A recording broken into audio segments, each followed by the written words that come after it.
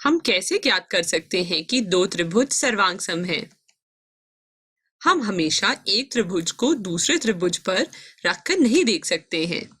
त्रिभुजों की सर्वांग समता ज्ञात करने के लिए कुछ नियम होने चाहिए। आइए उन नियमों को एक उदाहरण के साथ समझते हैं।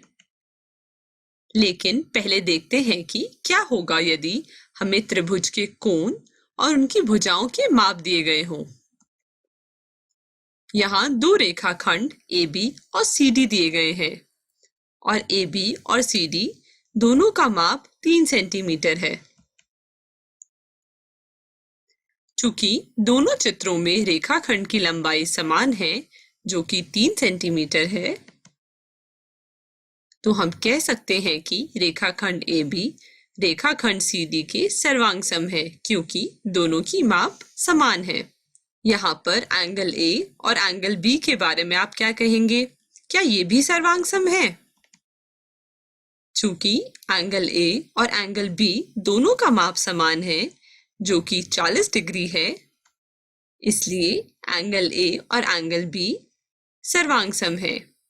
तो हम कह सकते हैं कि यदि दो कोणों का माप समान है तो सर्वांगसम होंगे। अब मान लीजिए कि दोनों त्रिभुज ABC और DEF है और उनके माप दिए गए हैं। यहाँ हम ट्राइंगल ABC और ट्राइंगल DEF में देख सकते हैं कि AC DF के बराबर है क्योंकि दोनों का माप 6 सेंटीमीटर दिया गया है। BC EF के बराबर है क्योंकि दोनों का माप 5 सेंटीमीटर दिया गया है।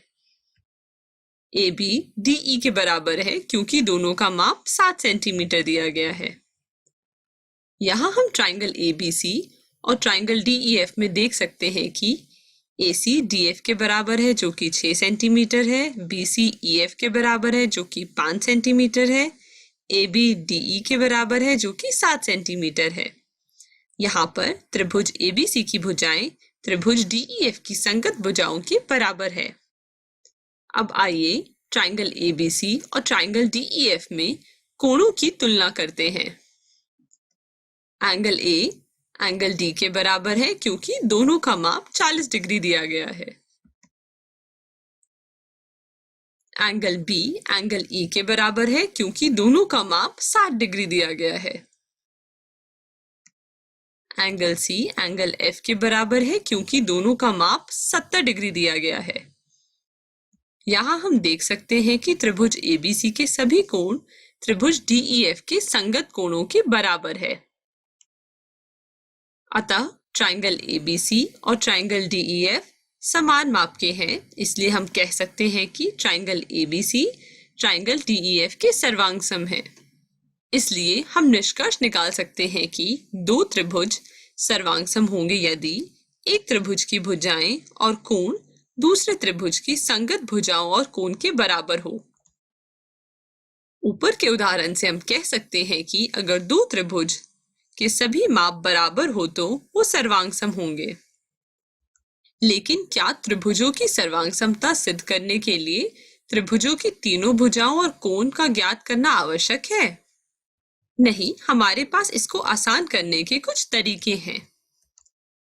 पिछली कक्षाओं में हम त्रिभुजों की सर्वांगसमता की कुछ कसौटी पढ़ चुके हैं। आइए उन कसौटियों को एक बार दोहरा लेते हैं।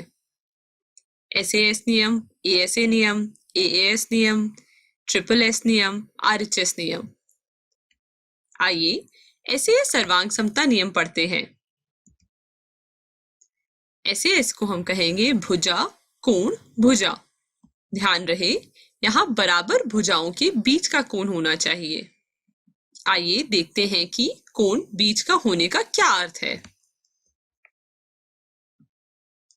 यदि हम ट्राइंगल ABC में भुजा AB और AC को लेते हैं तो फिर हम एंगल A को लेंगे।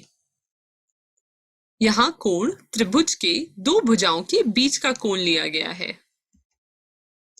फिर से यदि हम ट्राइंगल ABC में भुजा CB और CA लेते हैं तो फिर हम एंगल C लेंगे। यहाँ कोण त्रिभुज की दो भुजाओं के बीच का लिया गया है। लेकिन क्या होगा यदि हम ट्राइंगल एबीसी में भुजा बीसी और बीए लेते हैं, यहाँ कौन सा कोण लिया जाएगा? यहाँ हम भुजा बीए और बीसी ले रहे हैं, इसलिए इनके बीच का कोण एंगल बी है। आइए एसएएस कसौटी को एक खेल के माध्यम से समझते हैं। मान लीजिए दो खिलाड़ी हैं, रवि और पूजा। रवि एक त्रिभुज एबीसी बनाता है और उसके सभी भुजाओं और कोणों को मापता है। अब रवि पूजा को चुनौती देता है कि क्या वह कुछ जानकारियां जो रवि उसे देगा के आधार पर त्रिभुज एबीसी की एक कॉपी बना सकता है। त्रिभुज की एक भुजा का माप 6 सेंटीमीटर है। क्या इस जानकारी से आप मेरे त्रिभुज की एक कॉपी बना सकते हैं? तो पूजा कहती है, इस जानकारी के साथ तो मैं बहुत से त्रिभुज बना सकती हूँ, लेकिन शायद वे त्रिभुज तुम्हारे ट्राइंगल एबीसी की कॉपी ना हो। पूजा एक त्रिभुज एबीसी बनाती है जिसमें AB 6 सेंटीमीटर है। वह अन्य भुजाओं की माप अपनी इच्छा से कुछ भी ले लेती है। अब दोनों त्रिभुजों की तुलना करने पर रवि और पूजा पाते हैं कि दोनों त्रिभुज की एक भुजा तो समान है, जो कि AB 6 सेंटीमीटर है, लेकिन उनका आकार और माप भिन्न है, इसलिए ये दोनों त्रिभुज समान नहीं हैं। इसलिए वे दोनों इस निष्कर्ष पर पहुंचते हैं कि सिर्फ एक भुजा का माप जानकर पूजा त्रिभुज एबीसी की कॉपी नहीं बना सकती है। रवि पूजा से कहता है, ठीक है, मैं तुम्हें एक कोण का माप भी दूंगा।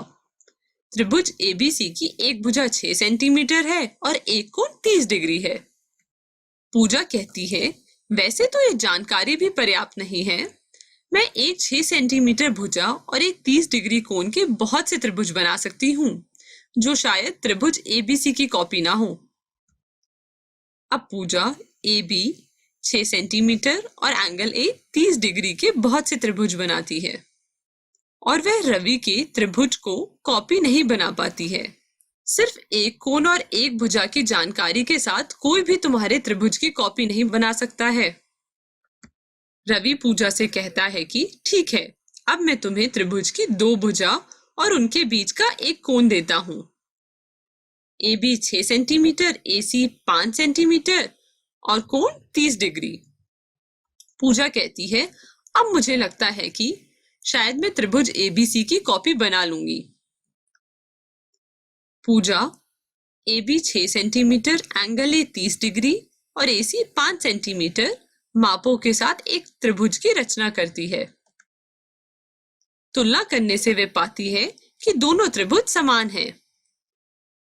इसका मतलब दिए हुए त्रिभुज एबीसी की कॉपी अर्थात ट्राइंगल एबीसी का सर्वांगसम त्रिभुज बनाने के लिए हमें त्रिभुज की 2 भुजा और उनके बीच का कोण ज्ञात होना चाहिए।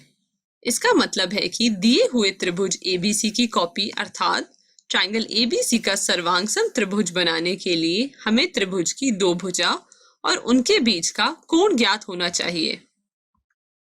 आइए अपने निष्कर्ष को संक्षेप में देखते हैं। हमने देखा कि किसी त्रिभुज की कॉपी बनाने के लिए उसकी 2 भुजा और उनके बीच का कोण ज्ञात होना पर्याप्त है। यह सर्वांग समता की भुजा कोण भुजा कसौटी है, जिसे साइड एंगल साइड भी बोलते हैं। एसएएस कसौटी ट्राइंगल एबीसी और ट्राइंगल पीक्यूआर में AB PQ के बराबर है, एंगल B एंगल Q के बराबर है, BC QR के बराबर है, तो हम कहेंगे कि ये SAS द्वारा सर्वांगसम है। अभिगृहित 7.1 ऐसे सर्वांगसम नियम। 2 त्रिभुज सर्वांगसम होते हैं यदि एक त्रिभुज 2 भुजाओं और उनके अंतर्गत कोण दूसरे त्रिभुज के 2 भुजाओं और उनके अंतर्गत कोण के बराबर हो। ध्यान रहे, कोण बराबर भुजाओं के बीच का लिया जाना चाहिए।